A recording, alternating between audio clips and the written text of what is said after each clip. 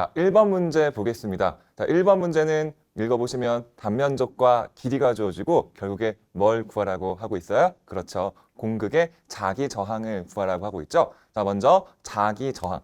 자속의 흐름을 방해하는 성질을 자기 저항이라고 하죠. 여러분들 자기 저항하면 어떤 공식이 먼저 떠올라야 될까요?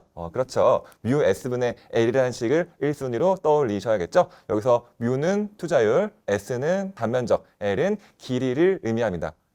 자, 그런데 여기서 어디에서의 자기 저항을 물어보는 거예요? 그렇죠. 공극에서의 자기 저항을 물어보고 있죠. 공극. 자, 이렇게 자기 회로에서 이 공기로 된 부분, 이 철과 철 사이의 이 틈을 우리는 공극이라고 하는 거예요. 자, 그러면 공극에서의 자기 저항이라는 건 이 자기 회로에서 어느 부분에 해당하는 자기 저항이냐? 바로 공기 부분의 자기 저항이라고 할 수 있겠네요. 자, 그럼 우리 이 자기 저항식 중에 투자율, 뮤 대신에 어떤 걸 넣으셔야겠어요? 그렇죠. 진공, 공기, 자유공간에서는 어떤 걸 넣자고? 뮤, 제로, 진공, 공기의 투자율을 넣어야 된다라고 배우셨죠. 자, 그래서 이 공극의 자기 저항은 공극이란 말 이 하나로 뮤가 아니라 뭐가 들어야 된다? 뮤, 제로가 들어가야 된다라는 사실까지도 추가로 알아낼 수 있는 겁니다. 자, 그러면 뮤제로는 주어지지 않더라도 여러분 4파이 곱하기 10의 마이너스 7승일 거 아실 거고, 문제에서 단면적 S, 길이 L, 근데 길이는 밀리미터네. 밀리 대신에 10의 마이너스 세제곱을 넣어서 우리가 알고 있는 뮤제로 S분의 L식에 대입해서 계산을 하시게 되면 이렇게 105,700 어쩌구라는 답을 얻을 수 있을 겁니다. 자, 그러면 이 식을 가장 예쁘게 변환한, 똑같이 변환한 식 1번 문제가 정답인데, 자, 이렇게 내가 만든 식을 이렇게 제곱이 들어간 수로 바꾸는 게 생각보다 어려우신 분들도 계실 거예요. 자, 이런 분들을 위해 꿀팁 하나를 드리자면, 자, 어려우시면은 보기에서 거꾸로 가보시는 거야. 1번부터 4번까지를 다 계산기를 눌러봐. 그러면 4개 중에 하나는 우리가 처음에 계산결과 나온 거랑 거의 비슷한 수치가 나오는 식이 있을 거예요. 그러니까 1.05 곱하기 10의 5승을 계산기 누르면 105000 나오겠네. 방금 우리가 구한 식이랑 아주 유사한 답이 나왔죠? 이렇게 정답을 찾는 것도 좋은 방법이 될 수 있겠습니다. 자, 이어서 2번 문제 보실 차례고요. 2번 문제는 표피 두께를 구하라는 문제입니다. 표피 두께, 표피 효과의 두께라고 할 수 있어요. 자, 교류에서 도선의 단면에서는 전류가 고르게 흐르는 게 아니라 이 중심부에는 전류가 거의 흐르지 않고 이렇게 전류가 표피 쪽으로 몰려서 흐르게 되는데, 이 효과, 이 현상을 우리는 표피 효과라고 하는 거죠. 자, 그래서 이 표피 효과의 이 두께를 말 그대로 표피 두께라고 하는 겁니다. 자, 여러분, 표피 두께 하면 어떤 식이 떠올라야 되죠? 그렇죠. 바로 이 식. 루트가 분모에 들어가 있고 파이, F, 시그마, 뮤를 곱한 식을 떠올리실 수 있어야 됩니다. 여기서 파이는 숫자, F는 주파수, 시그마는 도전율을 말하죠. 뮤는 투자율을 말하고. 자, 그래서 이 문제에서 유의해야 될 점이 하나가 있죠. 자, 문제에서 투자율이 안 나오고 어떤 게 나왔어요? 그렇죠. 비투자율이 나왔죠. 비투자율이 나왔다. 그러면 뮤 대신에 뭘 써야 된다? 뮤제로 곱하기 뮤S. 진공 공기 투자율과 비투자율을 곱으로 바꿔서 계산해야 된다. 요 점만 유의하시면 나머지는 크게 어려울 게 없어 보입니다. 자, 그럼 우리 문제에서 주어진 조건 다시 한번 정리하시면, 자, 문제에서 나온 주파수 100MHz죠? 자, 메가 대신에 10의 6승을 넣으신 거고, 자, 그 다음에 시그마, 오타가 났네요. 죄송합니다. 5.9 곱하기 10의 7승이죠? 2가 아니라 5로 이렇게 시작을 해야겠죠. 자, 그 다음에 비투자율 0.99 나왔으니 이 식을 그대로 대입하시면, 자, 파이 그대로 넣었고, F 주파수 10 곱하기 10에 6승 넣으셨고, 시그마 도전율이었죠? 5.9 곱하기 10에 7승. 그 다음에 뮤제로는 주어지지 않더라도 기본 4파이 곱하기 10에 마이너스 7승을 넣으시고, 그 다음에 여기다가 0.99 비투자율 넣어서 계산을 마무리하시면 되겠죠? 진짜로? 뭐 하나 빼먹지 않았을까요? 자, 여러분, 저한테 전기자기가 배우신 분들, 제가 문제 풀면서 두 가지를 항상 잘 보자고 하죠. 뭐랑 뭐? 보기랑 단위. 문제에서 물어보는 단위가 미터가 아니라 밀리미터죠. 밀리는 원래 10의 마이너스 세제곱입니다. 근데 우리가 일반적인 계산식에서는 항상 단위가 기본 단위로 끝납니다. 미터는 기본 단위죠. 자, 근데 기본 단위를 밀리미터라고 하는 보조 단위로 바꾸셔야 되는 거예요. 자, 이렇게 기본 단위를 보조 단위로 바꿀 때에는 제곱의 부호를 반대로 넣으시는 거예요. 그래서 원래는 밀리는 10의 마이너스 세제곱이지만 기본 단위를 보조 단위로 바꿀 때에는 제곱의 부호를 반대로 넣는다. 그래서 여기다가 10의 마이너스 3승이 아니라 10의 플러스 3승을 넣으셔야 되는 거죠. 계산을 눌러보시면 6.59 곱하기 10의 마이너스 3승이란 결과가 나오게 될 거고 일치하는 정답은 4번임을 아실 수 있겠습니다. 자, 이어서 3번 문제 보겠습니다. 3번 문제는 결국에는 이 문제라고 할 수 있겠죠. 이 논점에 대한 내용이라고 할 수 있어요. 바로 코일의 인덕턴스와 건수와의 관계를 물어보는 문제라고 할 수 있겠습니다. 코일의 인덕턴스가 1헨리가 되기 위해서는 건수가 얼마가 돼야 되는지를 물어보고 있죠. 결국엔 뭐랑 뭐 사이의 관계다. 인덕턴스와 건수와의 관계를 물어보는 문제라고 할 수 있는 겁니다. 자, 여러분, 코일의 인덕턴스, 건수의 제곱에 비례하는 거죠.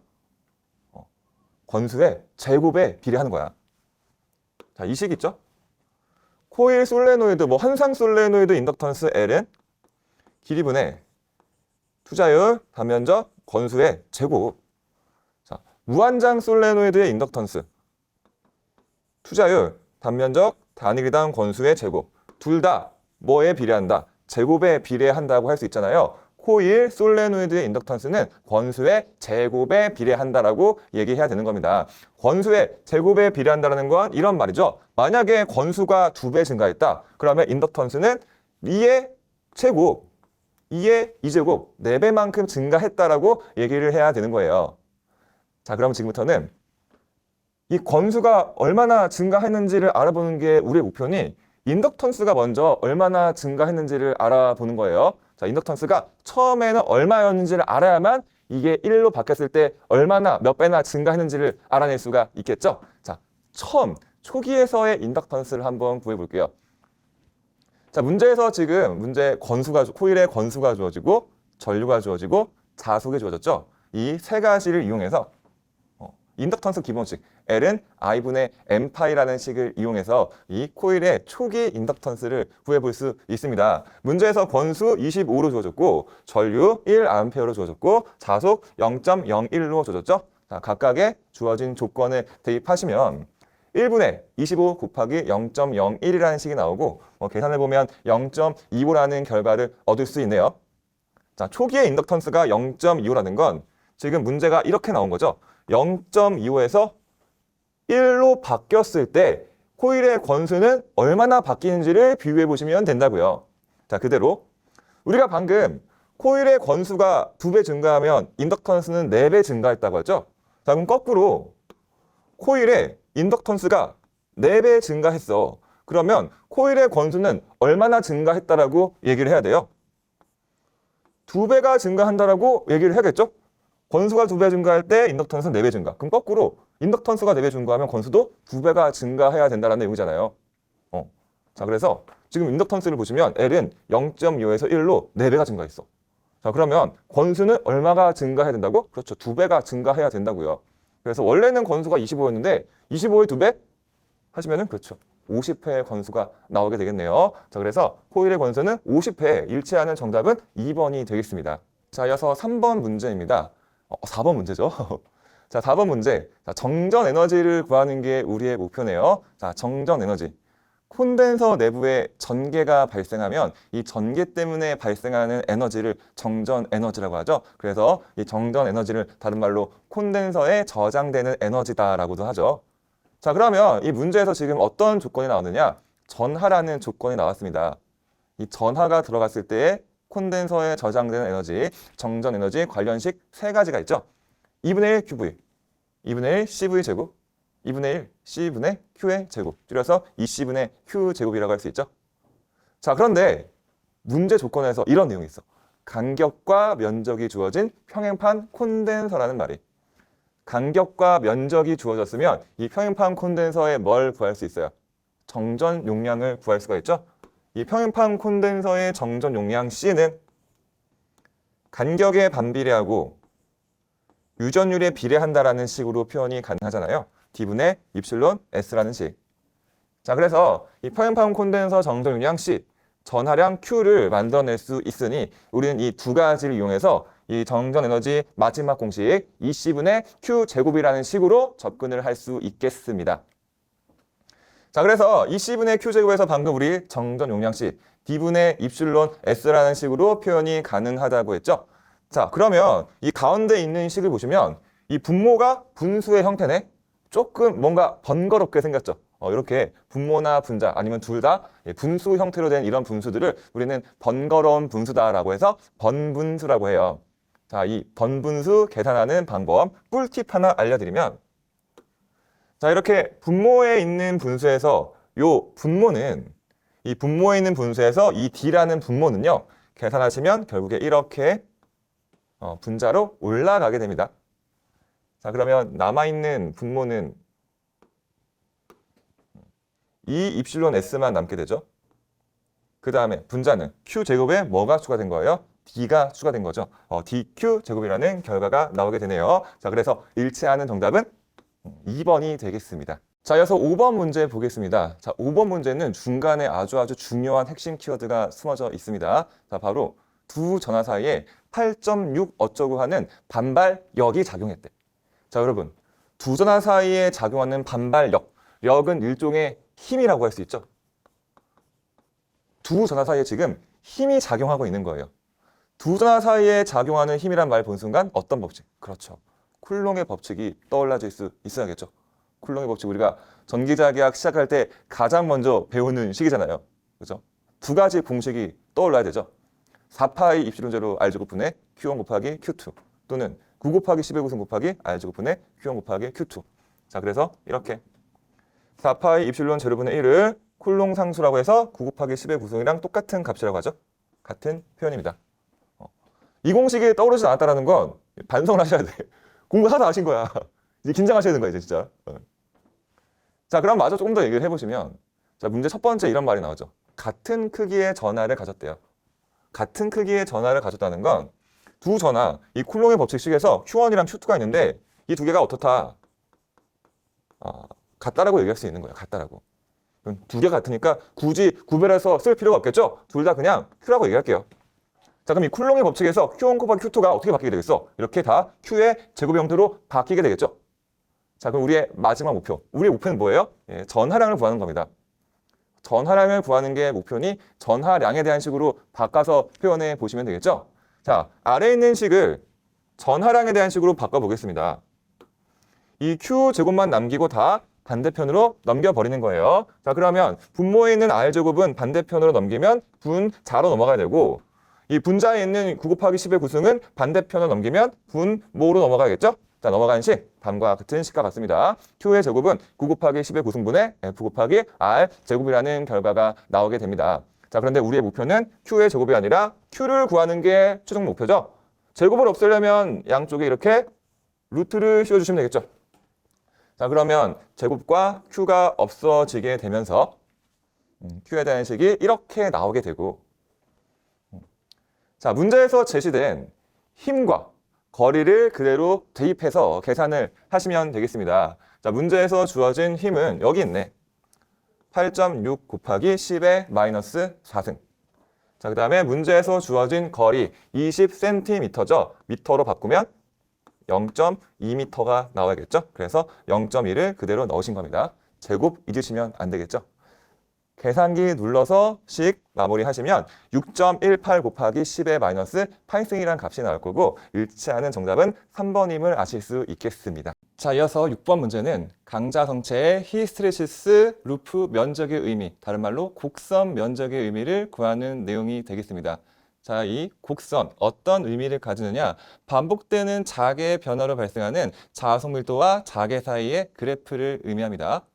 자, 다음 그래프를 보시면 어떤 그래프인지 딱 감이 오실 거예요. 자, 바로 이렇게 생긴 그래프.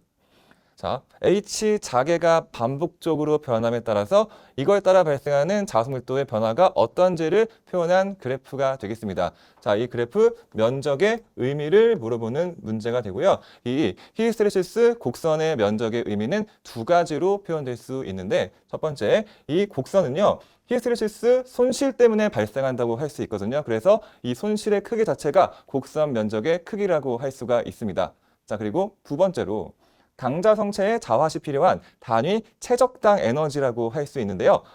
말이 좀 어렵네. 제가 포인트를 잡아드리면 바로 단위 최적당의 포인트를 잡으시면 되고요.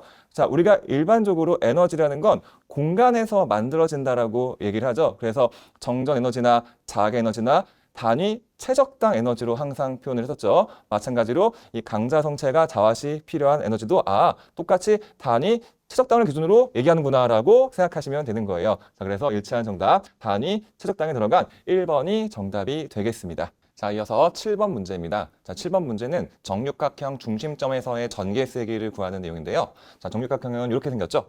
자, 그런데 이 정육각형의 각 꼭지점의 동량, 전하량이 같다라는 의미입니다. 동질, 전하의 종류가 같다라는 의미예요. 자, 그래서 정육각형의 각 꼭지점에 전하량은 다 Q쿨롱이고 다 양전하인, 양전하 Q쿨롱의 전하가 다 꼭지점마다 있다라고 얘기를 해보는 겁니다. 자, 그럼 이 경우 자, 마주보는 꼭지점들을 다 이으면 자, 바로 중점을 우리가 찾을 수가 있게 되는데 이 중심점에서의 전개 세기는 이렇게 얘기를 할 수 있겠습니다. 먼저 어쨌든 전하가 무슨 형태예요? 점의 형태라고 할 수 있겠죠. 자, 우리 점전하에서 발생하는 전개세기. 자, 이렇게 표현할 수 있죠. 4파이 입실론 제로 R제곱분의 Q 또는 9 곱하기 11고승 R제곱분의 Q. 자, 그러면 이 점전하에서 발생하는 전개세기는 무엇 때문에 달라질까 얘기를 할 수 있을까요? 먼저, 그렇죠. 거리에 따라 달라진다라고 얘기를 할 수 있겠죠. 자, 그리고 또 전하량에 따라 달라진다라고 얘기를 할 수 있겠죠. 자, 그런데 그림을 잠깐 보시면 우리 방금 다 얘기를 했어요. 전하량의 크기는 다 똑같다고. 종류도 똑같고 양도 똑같다고. 자, 그리고 딱 보시면 아시겠지만 이 전하와 중점 간의 거리가 지금 다 어때? 다 똑같죠? 거리도 다 똑같다라고 할 수 있네. 자, 그러면 거리도 같고 전하량도 똑같으니 각 전하에서 중점까지 발생하는 각각의 이 전개들은 크기가 어떻게 했어요? 다 마찬가지로 똑같다라고 얘기를 할 수 있겠죠? 다 크기가 똑같은 거예요. 자, 그럼 마무리하자면 자, 마주보는 두 개의 이 전개는 서로가 서로를 없애버리겠네요. 왜? 크기는 같은데 방향은 반대이니까. 자, 마찬가지로 자, 마주보는 두 개의 전개 서로가 서로를 없애버릴 거고 마찬가지로 마주보는 두 개의 전개는 서로가 서로의 전개를 없애버리면서 결과적으로 이 중심점에는 그렇죠. 아무것도 안 남게 되겠죠? 0이 됩니다. 자, 일치하는 정답은 바로 4번이 되겠습니다. 자, 이어서 8번 문제 보겠습니다. 자, 8번 문제는 C와 L, 입실론과 뮤 사이의 관계를 해석하는 내용인데요. 한글로 얘기하면 정전 유형과 인덕턴스, 유전율과 투자율 사이의 관계를 물어보는 문제가 되겠습니다. 자, 지금 이 문제에서 이렇게 평행 도체를 기준으로 얘기하고 있으니 저도 평행 도체, 다른 말로 평행 도선을 기준으로 각각의 정전 유형과 인덕턴스를 먼저 표현해 보겠습니다. 자, 보시면 평행도선 사이의 정전 용량 파이 입실론을 ln a분의 d로 나눈 식으로 표현할 수 있고요. 여기서 a는 도선의 반지름, d는 도선 간 간격을 말하죠. 자, 그리고 단위는 페로퍼미터를 쓰고요. 얘는 바로 단위 길이당 정전 용량이라는 의미가 되겠습니다. 자, 마찬가지로 단위 평행도선 사이의 인덕턴스 파이분의 뮤 ln a분의 d라는 식으로 표현할 수 있는데 얘도 마찬가지 단위는 헬리퍼미터 단위 길이당 정전 용량이라는 식으로 표현해야 되죠. 자, 그럼 이 두 개를 곱하게 되면 자, 이렇게 파이가 약분이 되고요. 그 다음에 ln이 약분이 되면서 결과적으로 분자에는 뮤랑 입실로만 남게 돼. 결과적으로 LC, 인덕턴스와 정전 용량을 곱하면 뭐가 남는다? 뮤, 입실로만 남게 된다라는 결과를 얻을 수 있는 겁니다. 얘를 조금만 더 자세하게 얘기하면 자, L, 인덕턴스에서 물질의 특성은 투자율을 가지고 표현하죠. C, 정전 용량에서 물질의 특성은 유전율을 가지고 표현을 하죠. 자, L과 C를 곱하면 각각의 물질의 특성을 표현하는 이 뮤와 입실론의 곱으로 정리가 된다라고 얘기를 할 수 있겠습니다. 자, 그래서 일단 8번 문제의 정답은 4번이라고 할 수 있고요. 비슷한 예로 저항이랑 정전 용량이랑 곱해도 저항에서의 물질의 특성 고유저항 로, 정동 용량에서의 물질의 특성 유전율 입실론. 그래서 RC 곱하면 로 입실론이라는 결과가 나오는 것도 같이 기억하시면 좋을 것 같네요. 자, 이어서 9번 문제 보겠습니다. 자, 9번 문제는요. 단위 길이당 동축 케이블의 컨덕턴스를 구하라는 문제입니다. 자, 컨덕턴스. 저항의 역수를 말하죠. 저항의 반대 성질을 말해. 저항은 전류를 방해하는 성질을 말하죠. 얘를 거꾸로 말하면 컨덕턴스는 전류가 잘 흐르는 정도라고 얘기를 할 수 있겠네요. 자, 어쨌든 이 컨덕턴스를 구하는 게 우리의 최종 목표인데요. 그러면 우리 방금 얘기를 했죠. 이 컨덕턴스는 저항의 역수니까 우리는 먼저 저항을 잘 구해서 그러면 역수로 바꾸시면 되겠네. 그래서 우리의 1차적인 목표, 저항을 구한다고 생각하시면 되겠습니다. 자, 이어서 추가 조건 보시면 내방경, 외방경이 주어진 동축 케이블이라는 말이 나왔습니다. 자, 동축 케이블 다른 말로 동심 원통이라고 할 수 있는데요. 이 동심 원통, 동축 케이블의 정종 용량 공식은 반드시 여러분들이 기억을 하셔야 돼요. 2파이 입실론을 ln a분의 b로 나누고 이때 단위는 페라퍼미터, 단위 길이당 정전 용량입니다. 여기서 a는 안쪽 원통의 반지름, b는 바깥쪽 원통의 반지름이라고 할 수 있겠습니다.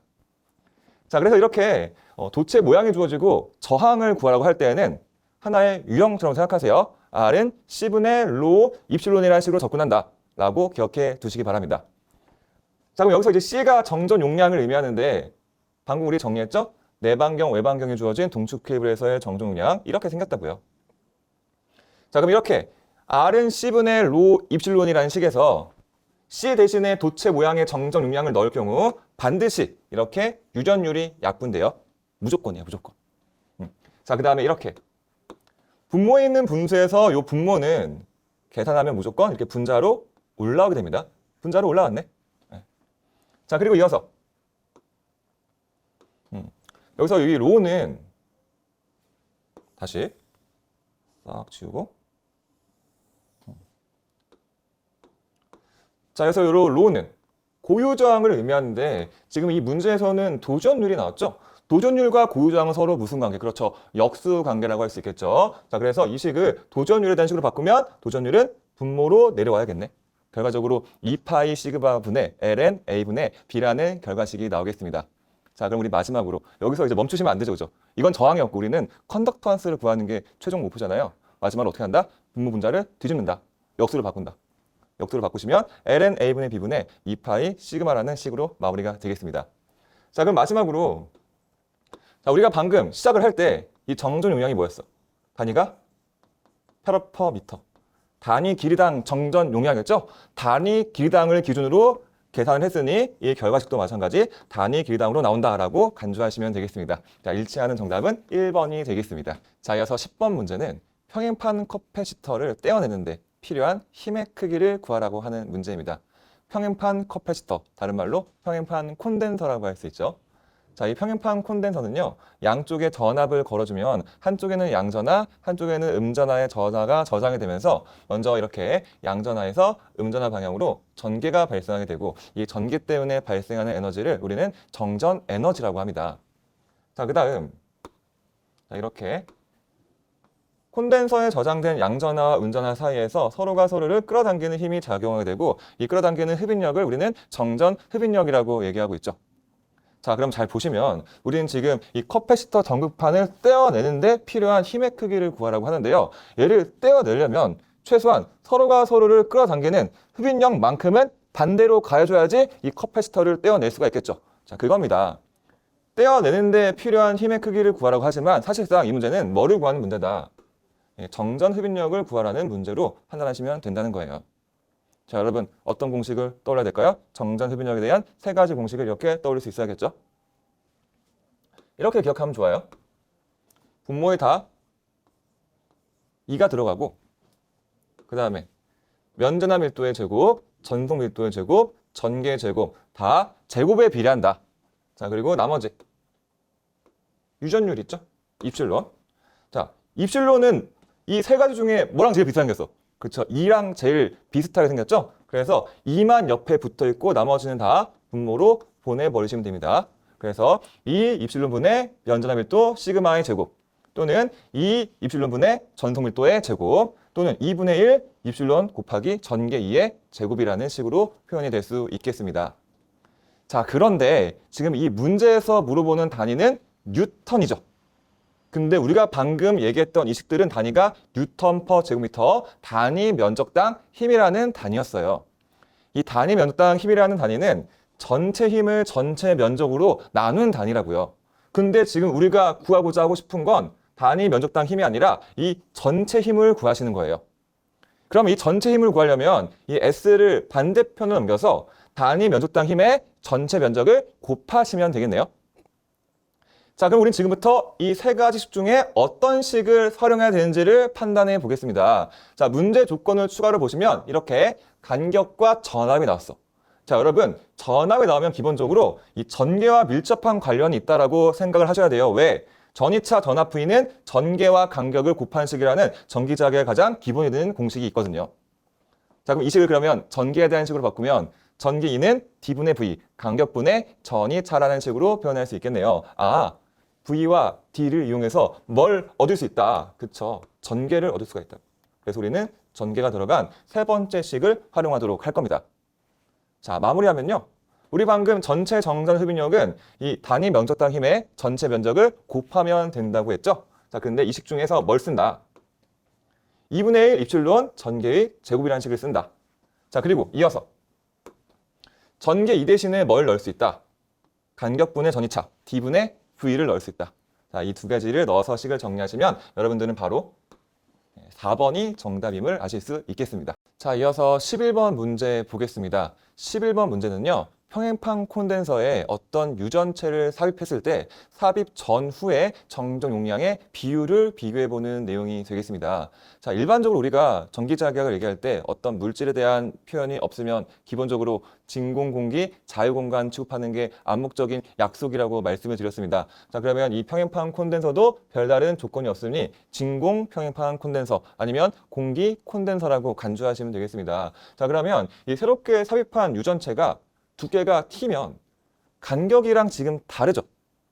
자, 그러면 이 평행판 콘덴서의 일부만 새롭게 유전체를 넣은 건데 그럴 경우에는 그림이 이런 식으로 나오게 되겠죠. 자, 전체 간격을 D라고 하고 유전체의 두께를 T라고 한다면 나머지 공기로 된 부분, 살아있는 부분은 전체 간격에서 T만큼을 뺀 D-T의 간격을 이루고 있다라고 얘기할 수 있겠습니다. 자, 그럼 이 경우에 이 공기와 유전체 사이의 경계면이 극판과 똑같은 방향, 평행한 방향으로 만들어진다라고 얘기를 할 수 있겠네요. 자, 이렇게 극판과 평행하게 유전체가 채워진 경우 이런 식으로 공식이 표현될 수 있죠.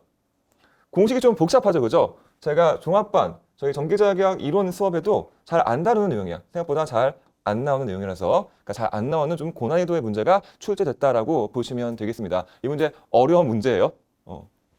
자, 그래서 간단하게 식을 보시면 자, 분모는요. 유전율과 간격을 교차로 곱해서 이렇게 더해 주시면 되고 이게 아래 나온 식이죠. 자, 그다음에 분자는 두 개의 유전율과 면적을 곱한 식으로 표현하시면 되겠습니다. 자, 그러면 이 식과 이 문제 조건을 접목시켜서 문제 조건에 맞는 식으로 한번 바꿔보는 거죠. 자, 일단 우리의 목표는 뭐예요? 삽입 전후의 정전 용량의 비율이죠. 삽입 전에는 공기만 있었고 삽입 후에는 요 식이 들어가면 되겠네, 그러면. 자, 식을 넣은 게 바로 자, 아래에 있는 왼쪽의 식이죠. 자, 근데 이 아래에 있는 왼쪽의 식은 입실론 1, 입실론 2, D1, D2가 들어가는데 실제로 지금 우리가 쓰고 있는 이 문제 조건은 간격이 D1, D2, 입실론 2가 안 들어가 있죠? 그래서 우리가 썼던 이 기본 공식을 문제에 맞게 바꾸셔야 된다라고 생각하시면 되겠습니다. 자, 그래서 보시면은 자, 왼쪽은 공식과 관련된 그림이고 오른쪽은 실제 문제를 그대로 접목시킨 그림이라고 보시면 되겠습니다. 자, 그러면 입실론 원자리에는 뭐가 들어가 있죠? 입실론 제로가 들어가 있죠? 그 다음에 입실론 2의 자리에는 입실론 제로, 입실론 R이 들어가 있네. 왜? 비유전율이 입실론 R인 유전체를 삽입한 거니까. 유전율은 진공의 유전율과 비유전율을 곱해서 표현을 해야겠죠. 자, 그 다음 간격 D1 대신에 D-T. 그 다음 자, D2 대신에는 T가 들어갔네. 이것들을 적용한 식이 아래에 있는 식이 되겠죠. 자, 아래에 있는 식을 대입해서 식을 만들어 보시면 자, 왼쪽과 같은 식이 나오게 되고 우리는 이 왼쪽 식을 잘 정리하시면 결과를 얻을 수 있을 것으로 보입니다. 자, 먼저 보시면 자, 분자만 보시면 입실론 제로가 하나씩 공통으로 들어가 있어. 약분이 가능합니다. 자, 그리고 자, 이렇게 이렇게 이 아래를 분모를 보시고 위에를 분자를 보시면 입실론 제로가 약분이 되고요. 면적 S도 약분이 돼. 자, 그럼 남아있는 것만 보시면은요. 자, 분모에 있는 D분의 1이 남게 되고요. 자, 분자에는 T, 입실론 R, 괄호 D-T, 분의 입실론 R이 남게 됩니다. 자, 그럼 이렇게 분모에 있는 분수에서 이 분모는 계산하면 어떻게 된다고? 분자로 올라가게 된다고. 분자로 올라가게 된다고. 그래서 식을 정리하시면 오른쪽과 같은 식을 얻을 수가 있을 거고요. 일치하는 정답은 2번임을 아실 수 있겠습니다. 자, 이어서 12번 문제는요. 여러 가지 조건들이 주어지고 결국에 이 코일의 권수를 구하라는 문제가 되겠습니다.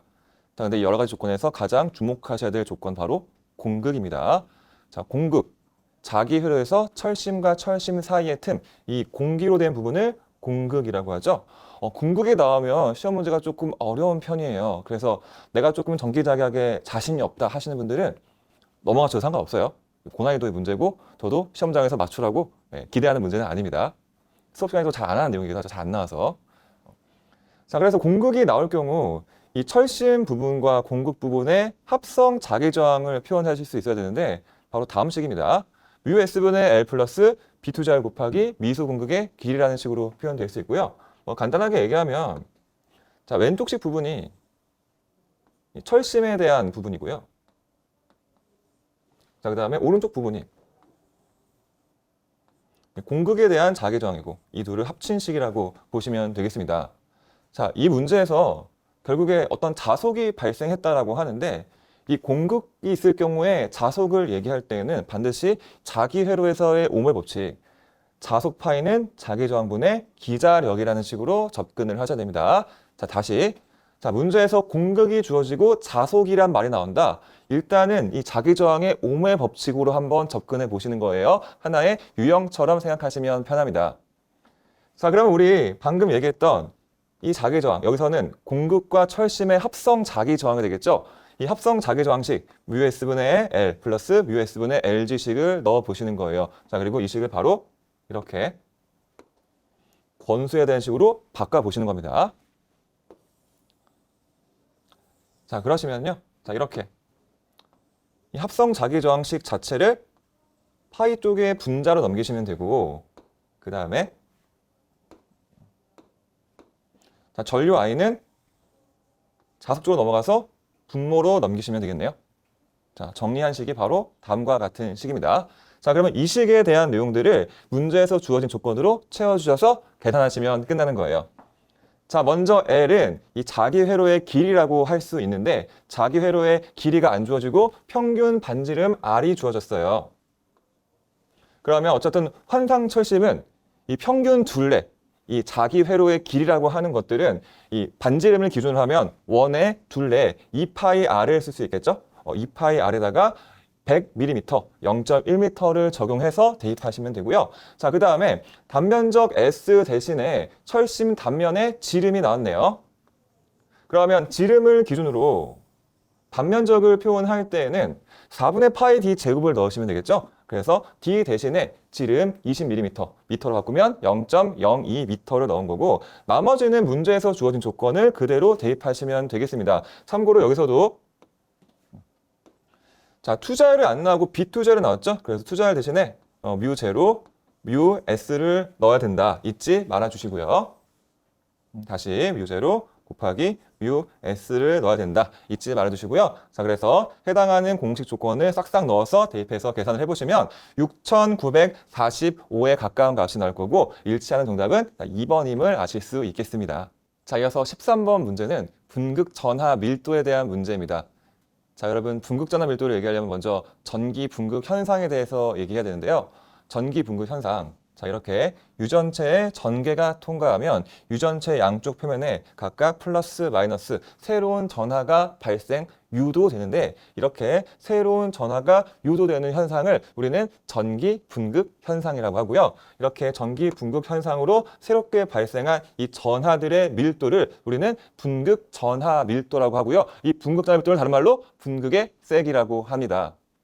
자, 그래서 여러분들은 이 분극 전하 밀도라는 말을 본 순간 바로 분극의 세기 5가지 공식을 떠올리실 수 있어야 됩니다. 바로 요식. 자, 그래서 몇 가지만 얘기하면 먼저 첫 번째 공식은 이 공식 자체를 많이 물어보죠. 자, 그 다음에 두 번째, 네 번째 식은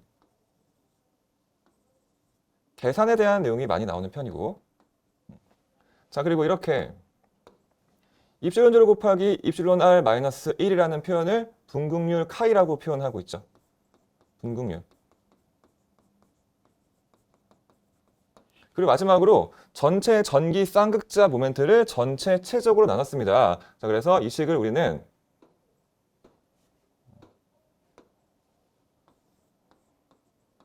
말로 표현하면 단위 최적당 전기 모멘트라고 얘기할 수 있죠. 자, 이 말도 시험에서 아주 중요한 힌트라고 할 수 있겠죠. 자, 그럼 문제에서 주어진 조건을 맞아보시면 문제에서는 비유전율과 전개가 제시되어 있고요. 이렇게 비유전율과 전개가 둘 다 들어간 식은 바로 두 번째 식입니다. 두 번째 식을 이용해서 계산을 하고 마무리하시면 되겠네요. 자, 그럼 문제에서 비유전율은 입실론 R을 그대로 쓰고 있고 전개 대신에 10kV/m를 넣어보시면 되겠네요. 자, 그대로 한번 넣어볼까요? 자, 입실론 제로는 주어지지 않더라도 8.855 곱하기 10의 마이너스 12제곱. 자, 그 다음에 문제에서 주어진 비유전율은 그냥 입실론 R을 쓰라고 하네요. R을 넣고 문제에서 주어진 전개 10kV/m죠. k로는 10의 세제곱을 넣어서 계산을 하시면 어떤 값을 얻을 수가 있는데 이 값으로는 정답을 찾을 수가 없어요. 왜 없느냐? 우리가 계산기로 구한 값에는 이렇게 예쁘게 분모의 파이가 안 들어가 있기 때문이죠.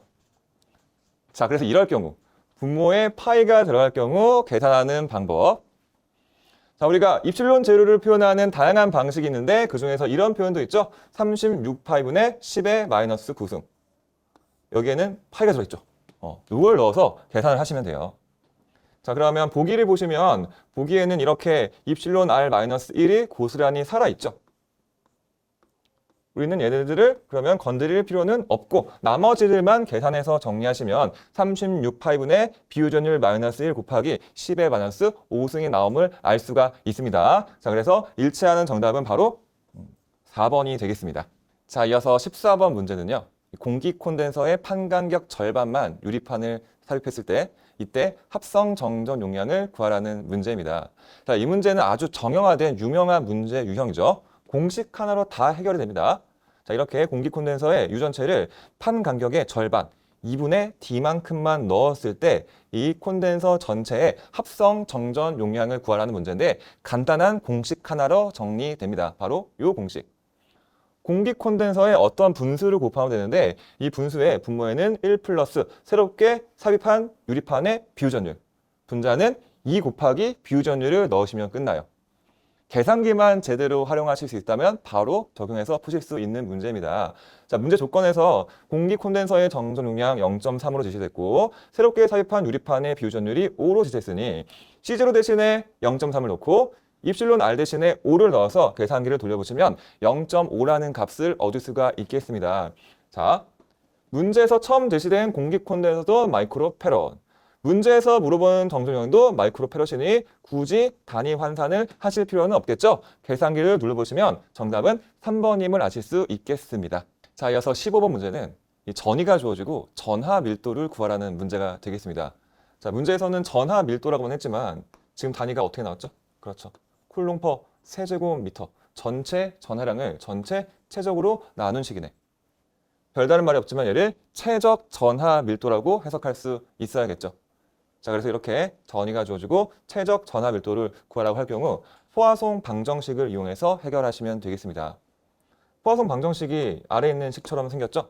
왼쪽에는 전위가 들어가고 오른쪽에는 최적 전하 밀도가 들어가고 그래서 이렇게 전위가 주어지고 최적 전하 밀도를 구하라고 하면은 이렇게 포화송 방정식을 활용하시면 되는 겁니다. 자, 이 유형 생각보다 잘 안 나오고 어려워. 그래서 내가 수학에 자신이 없다. 특히 미적분을 할 수 없다 하시는 분들은 이 포화송 방정식에는 바로바로 요 마이너스가 들어가거든요. 마이너스가 들어간다는 사실만 기억하고 빨리 넘어가시는 거예요. 자, 일단 나왔으니까 일단 문제는 풀어드리도록 하겠습니다.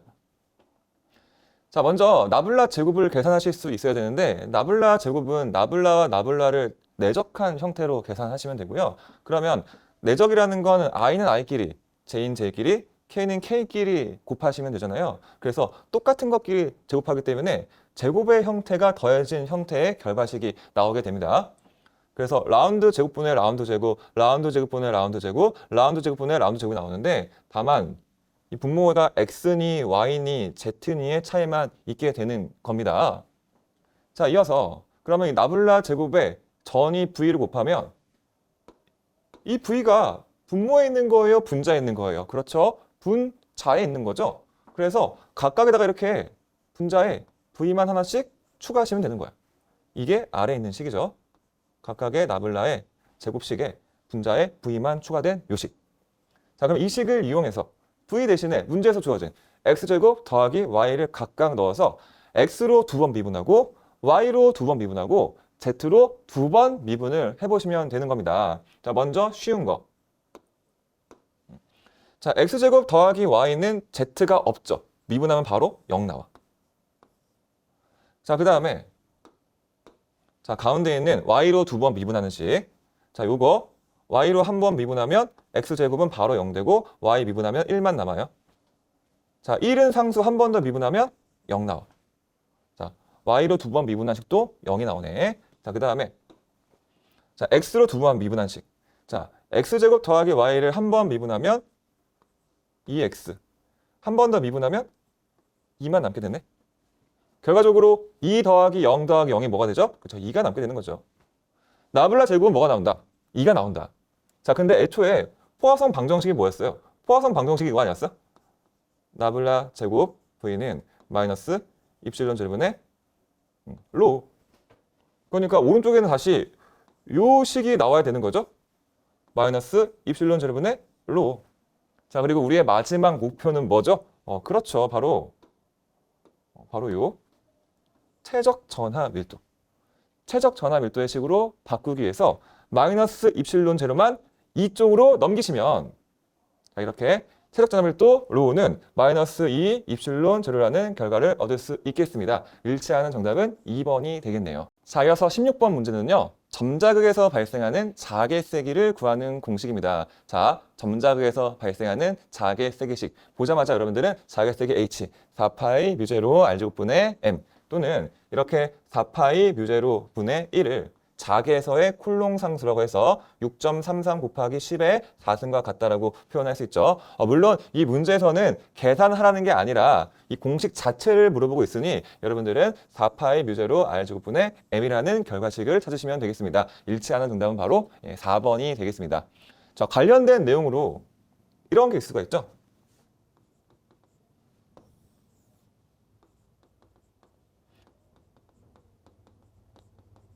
점전하에 의한 전개의 세기.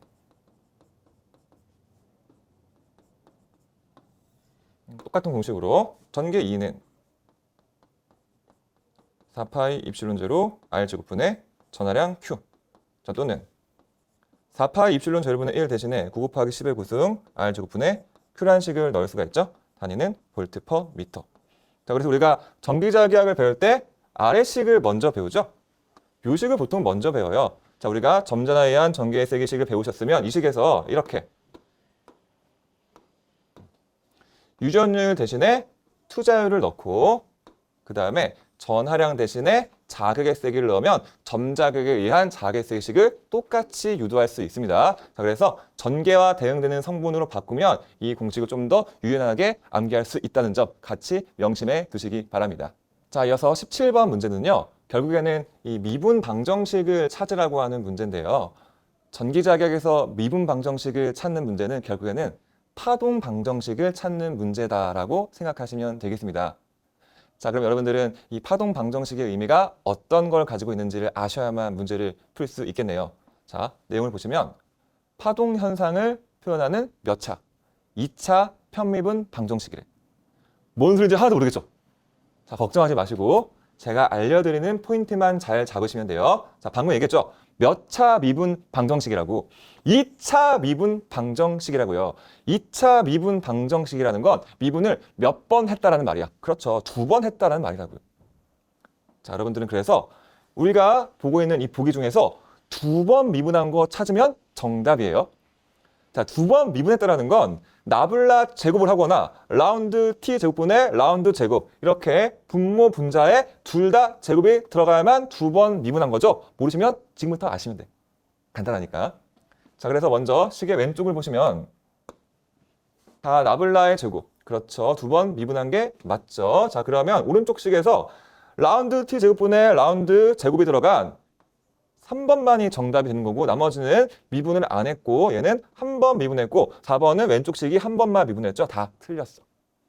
자, 그래서 왼쪽, 오른쪽 둘 다 미분 2번씩 한 3번이 정답이 되겠습니다. 자, 이어서 18번 문제 보겠습니다. 자, 18번 문제는 두 개의 전하가 주어지고 그중에서 1쿨롱에 작용하는 힘의 크기를 구하라고 하는 문제인데요. 자, 근데 두 개의 전하만 주어진 게 아니라 두 지점에 좌표가 주어지고 그리고 x 캐럿, y 캐럿이라는 단위 벡터가 주어졌네요. 자, 이렇게 x 캐럿, y 캐럿, z 캐럿이 주어지거나 자, 아니면 i, j, k가 주어지거나 아니면 ax, ay, a, z가 주어지면 이 문제는 바로 벡터에 대한 문제라고 간주하시면 되겠습니다. 딱 봐도 뭐 쉽지는 않겠죠, 그죠? 좀 고난이도의 문제라고 볼 수가 있겠습니다. 자, 어쨌든 이렇게 벡터가 주어지면 벡터는 뭐예요? 크기랑 방향이 둘 다 있는 성분을 말하죠. 자, 이 크기랑 방향을 한 번에 다 하려고 하면은 망할 가능성이 높습니다. 크기 따로 계산하고 방향 따로 계산한 다음에 마지막에 이 두 개를 곱하는 식으로 정리하시는 걸 추천드리고요. 여기에 하나 더. 이 방향을 얘기할 때는 크기를 1로 맞춰야 된다를 명심하셔야 됩니다. 왜? 앞에서 크기를 다 했죠. 근데 방향 얘기할 때 크기가 1이 아니면 크기가 또 바뀌게 되겠죠. 앞에서 크기를 다 했으니 방향 얘기할 때는 크기를 1로 맞춘다를 꼭 명심해 두시기 바랍니다. 자, 그러면 문제에 나온 조건 볼게요. 3,1점에는 마이너스 2 곱하기 10의 마이너스 9승쿨롱 1,2지점에는 1쿨롱의 전하가 있고 우리의 목표는 1쿨롱에 작용하는 힘의 크기를 구하는 거예요. 자, 그럼 먼저 이 1쿨롱에 작용하는 힘의 방향을 얘기해 볼게요. 자, 보시면 지금 2 곱하기 10의 마이너스 9승 앞에는 마이너스가 붙어있죠? 이게 무슨 말이에요? 전하라는 말이에요. 1쿨롱 앞에는 아무것도 없네? 앞에 아무것도 없으면 양수, 음수 중에? 그렇죠. 양수라고 생각을 해야 되죠? 양수라는 건 얘가 양전하라는 말이야. 그러면 양전하와 음전하 사이에는 무슨 힘이 작용해야 되죠? 그렇죠. 서로가 서로를 끌어당기는 흡인력. 그러면 1쿨롱에 작용하는 힘의 방향은 어디를 향하겠어? 이 3,1을 향하겠죠. 자, 그래서 이 1쿨롱에 작용하는 힘의 방향을 1,2에서 3,1로 향하는 벡터로 표현을 이렇게 해보는 거예요.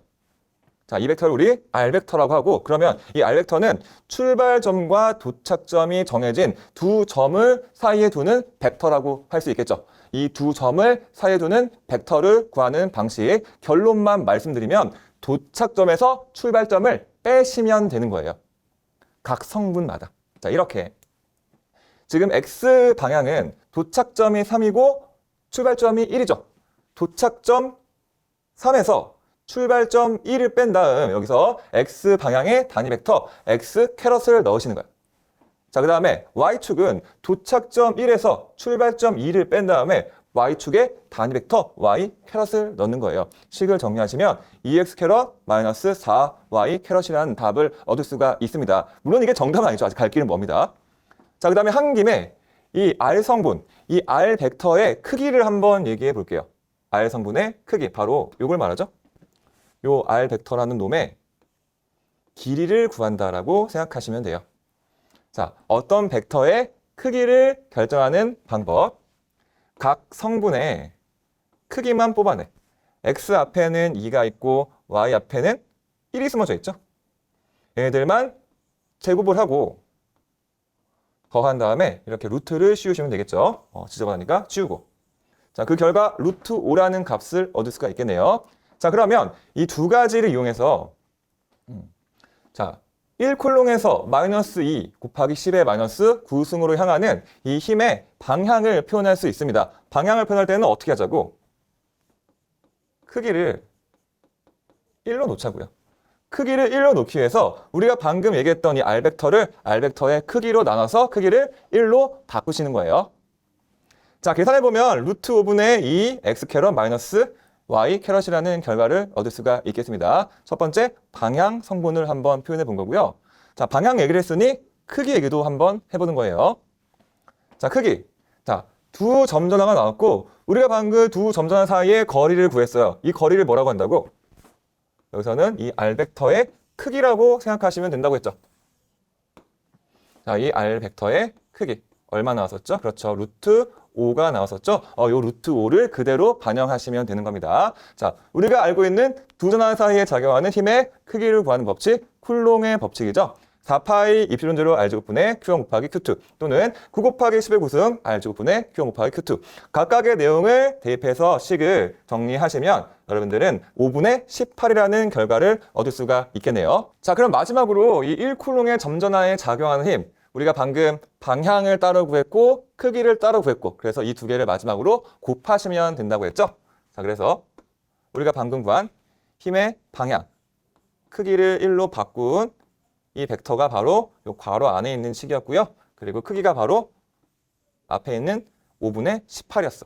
이 둘을 곱해서 마무리하시면 아래 같은 식이 나오게 되고 자, 일치하는 정답은 바로 3번임을 아실 수 있겠습니다. 자, 이어서 19번 문제입니다. 자, 19번 문제는 변이전류 밀도에 대해서 물어보는 문제인데요. 변이전류 밀도를 얘기하기 전에 먼저 변이전류에 대해서 간단하게 정리해 드리면요. 자, 그림의 왼쪽에는 교류 전원이 있고 오른쪽에는 평행판 콘덴서가 있습니다. 어쨌든 교류 전원에 전압이 인가되면 도선에 전류가 흐르게 될 거고 전류 주변에는 이런 식으로 자개가 발생한다는 사실을 너무나 잘 아실 거라고 생각합니다. 자, 그리고 평행판 콘덴서 극판 사이에는 뭐가 있죠? 그렇죠. 유전체가 있다라고 얘기를 해야 되죠. 유전체, 다른 말로 절연체, 유전체에는 전류가 흐르지 않죠. 근데 신기하게 교류 전원을 인가시키면 유전체 주변에도 이렇게 회전하는 자개가 발생한대. 이 유전체 주변에 회전하는 자개를 발생시키는 이 원인을 유전체를 통해 흐르는 가상의 전류, 변이 전류라고 얘기하기로 약속을 한 겁니다. 그리고 이 변이 전류들의 밀도를 우리는 변이 전류 밀도라고 부르기로 약속한 거죠. 자, 그래서 변이 전류 밀도에 대한 가장 기본식 두 가지. 라운드 T분의 라운드 D.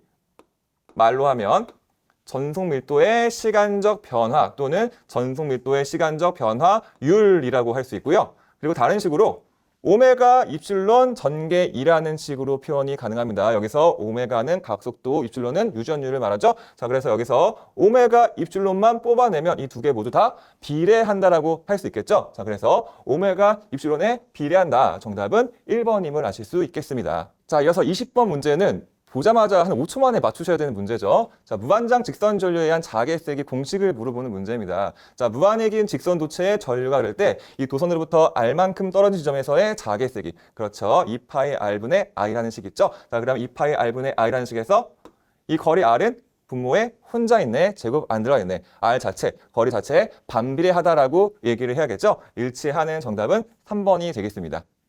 수험생 여러분 고생 많으셨습니다.